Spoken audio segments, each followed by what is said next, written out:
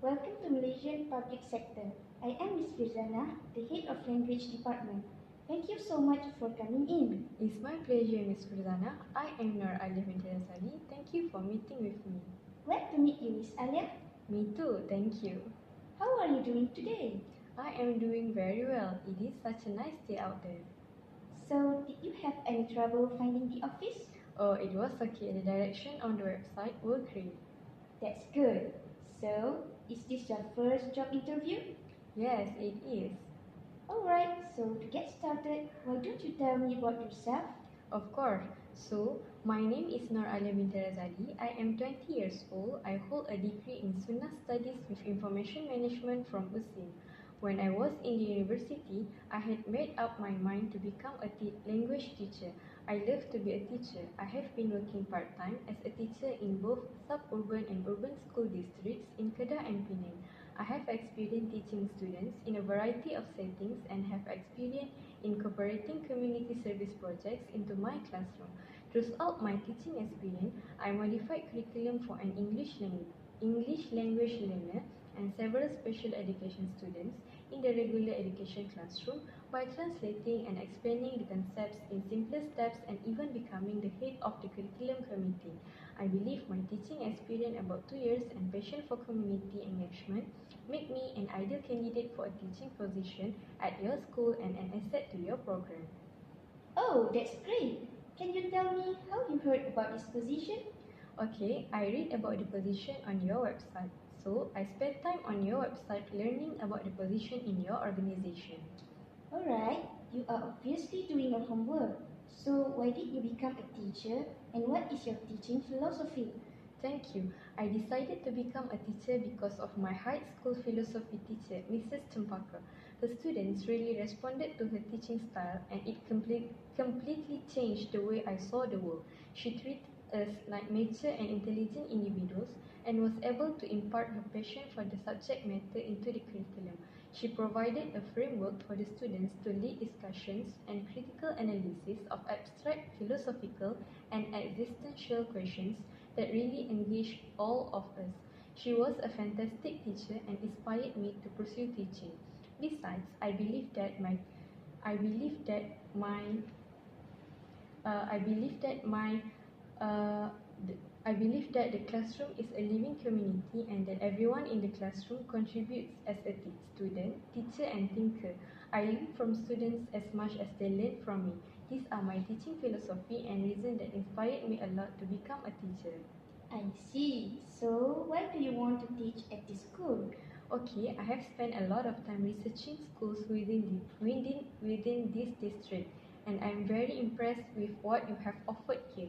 Between an award-winning teaching staff and a district that is very involved, your school has a teacher-to-student ratio that I think really allows for personalized education. Smaller classroom sizes, like the ones you maintain here, make it possible for me to give each child the one-on-one attention they deserve. I also would like to work with Malaysian public sector because of the excellent reputation it has for academics, athletics and quality of education.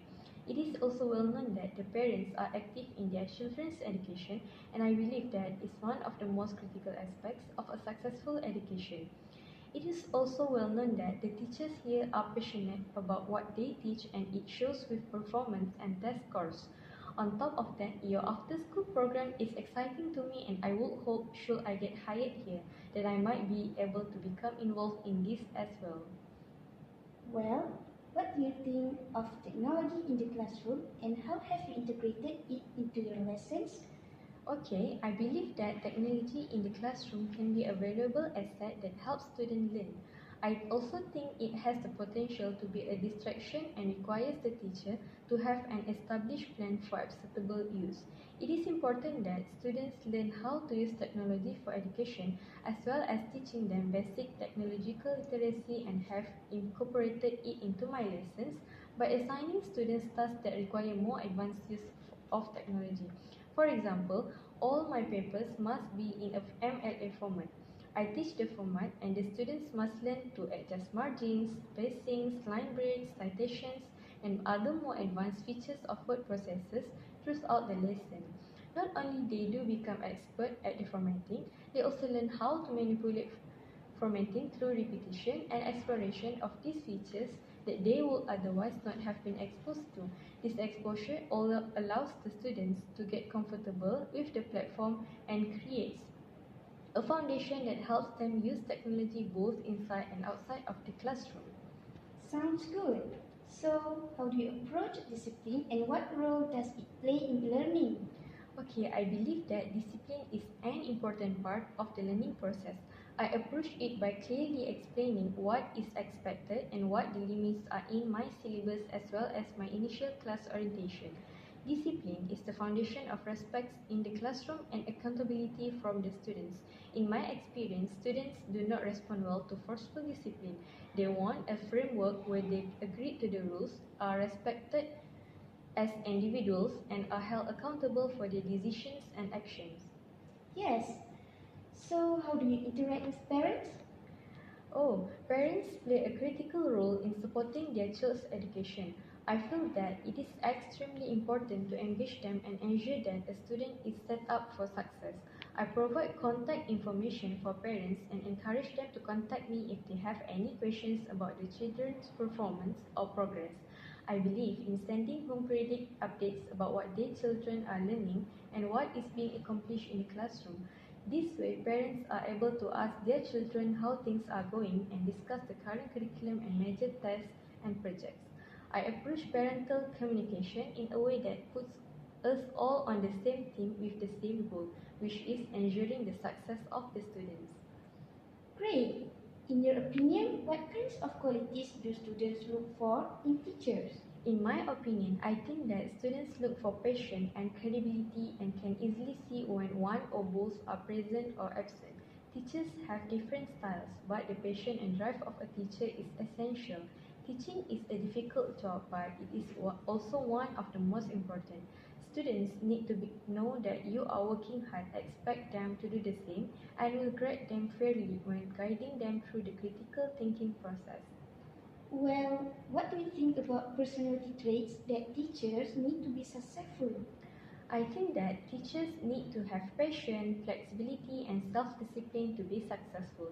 Teaching can be difficult and frustrating, but it is extremely rewarding and it takes a certain type of individual to excel. Teachers have to consider state or local testing objectives when creating lesson plans while making sure that students are able to master the subject material beyond what is going to be on the test. Students also have different methods of learning and a teacher must able to adapt their lessons to ensure that all students are engaged and able to learn the material. That's true. So, what is your greatest strength? Okay, my greatest strength is flexibility. I am a flexible teacher. I can deal very effectively with people and students from all backgrounds and socio-economic groups. In teaching, I am completely aware that students have different learning rates and styles. Some are fast learners and some are slow learners. Some learn best in auditory manner, others through action or visual media. Still, others have specific learning disabilities. I am flexible in the sense that I address these differences and make it a point to respond to their different needs. In my teaching, I make use of different learning strategies so that my instruction will be interesting and motivating to students.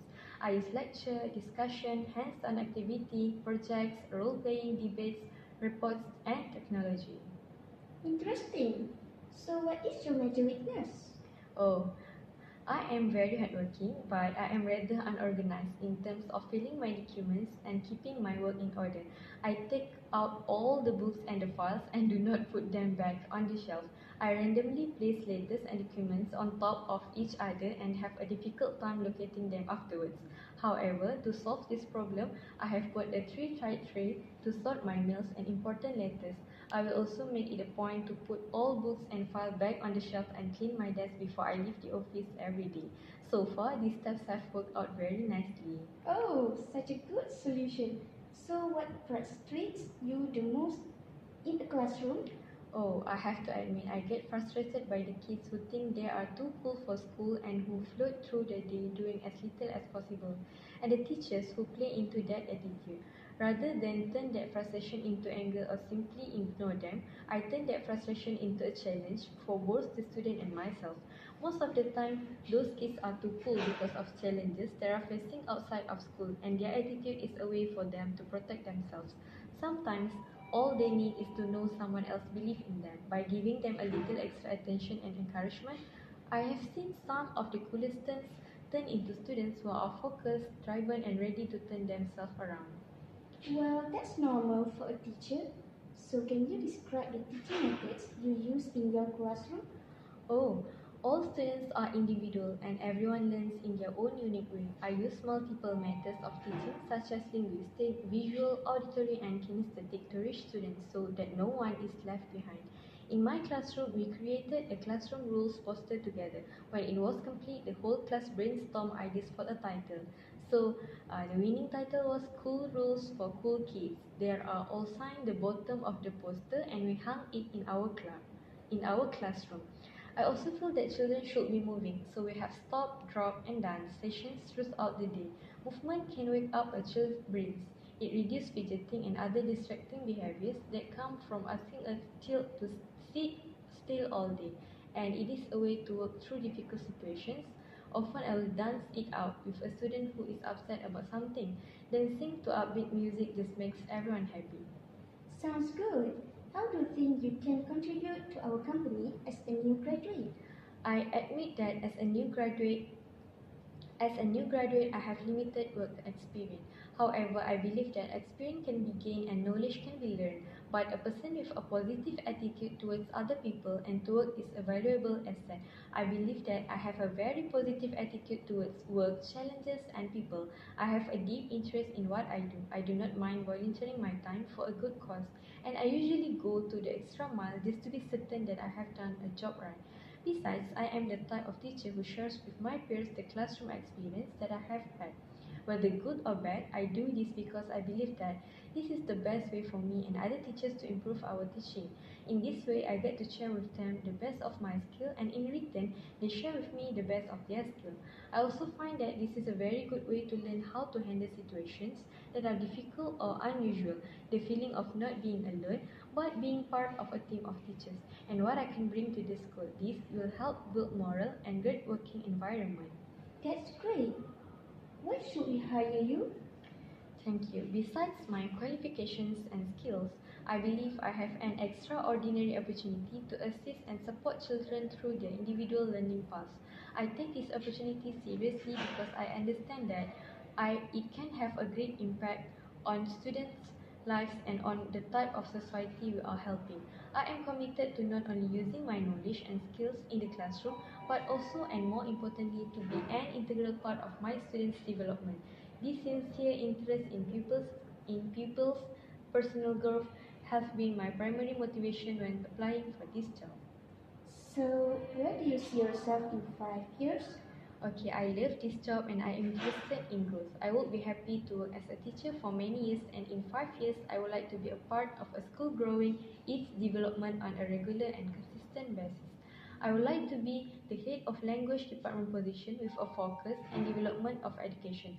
Hopefully, I will become a great teacher over the years, someone the students will remember in a positive ways.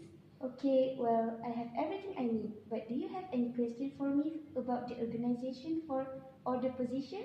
Yes, are there any qualities you are looking for in a teacher that were not listed in the job description? And what goals do you have for your teachers?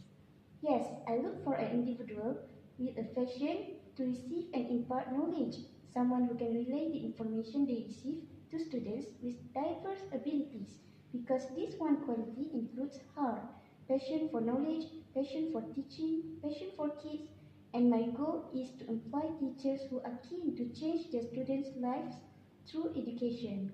I really appreciated that you are considering me for the position. I had loved to be part of this organization achieving its goals. Very good. Okay, that's great. Thank you so much for coming in, Nur Alia. It's great to meet you. I will give you a call in the next 3 days for any updates regarding this interview. Sounds good. I look forward to it. Thank you again. My pleasure.